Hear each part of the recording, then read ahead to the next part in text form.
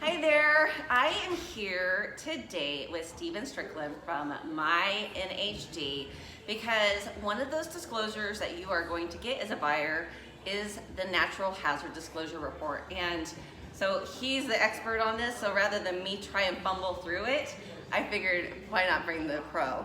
And that way he can describe and explain to you what the NHD report is and why it's so important as a buyer to look at that and what you're looking at to begin with.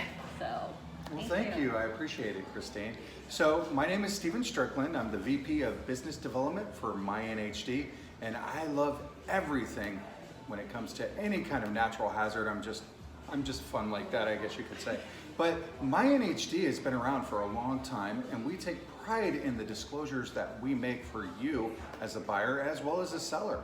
We want to make sure that you guys are covered and that we all are protected within the transaction. So when it comes down to NHD, this all started back in 1998 because there was litigation and lawsuits based over earthquakes, fault lines, flood zones, landslides, liquefaction. All of these things have come together, and it's actually been a requirement since 1998. However, how many people do you think actually read these, Christine? Oh, probably not many. Not too many. Yeah. They might glance over the summary page that has all the check marks, and then you're like, okay, I guess I'm good. Not a lot of people read them, but it's there for you, and there's a reason that it's being presented with all of the other disclosures, and that's for your protection. So it's important for you to know just the simplistic things about the NHD and what that means for you. So let's talk about the actual NHD statutory signature page. That's probably going to be the #1 page that you're going to see that has to be signed during the course of the transaction.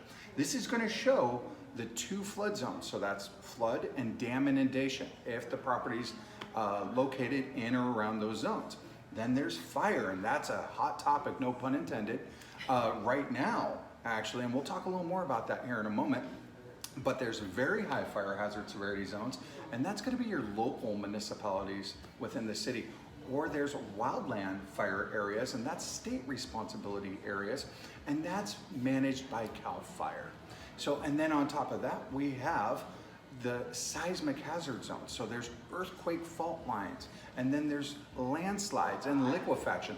All of these different hazards have played a part in the litigation that we've experienced in the state of California over the years. So that's caused the need for those natural hazard disclosures, as we discussed prior. Also on the NHD report, when you get that as a buyer, I love that you guys give the tax information too. That way you guys know what your taxes are going to be, and I think if I'm correct, there's like a little calculator in there, so that way their supplemental tax bill, they won't be surprised when you get that, because we do talk about that, how the price that the previous owner purchased it and then what you're purchasing it, there's a difference there, and there's going to be taxes due. So am I correct that you guys have a calculator in there? Absolutely. In the NHD report, it's so important. Go into the tax section, and there's an algorithm that's already set up for each city, each property, and it's ready to go. All you have to do is click a little button, put in the new purchase price, and it's going to go ahead and give you those supplements. It pulls it right up for you. So guess what? We get to put away our abacus, and we don't have to do it by ourselves anymore. We have technology that'll help us do it. So it's a great feature, a great benefit, and it complements the NHD. Perfect. Now, is there anything that you feel a buyer should be concerned about when they see that report that really is a red flag for them?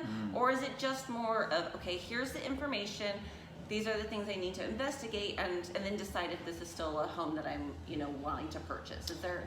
It's a really good question, because there are some red flags that I've seen out there, and normally that's if you come across 2 natural hazard zones in one area. So what does that look like? If there's a fault line and it's next to an area of liquefaction, and we do have both of those here in the Temecula Valley, that would be a little concerning, because now if there's a earthquake, and because the water level is so high with the liquefaction, there is a potential that there could be some sort of a sinkage or subsidence of some sort.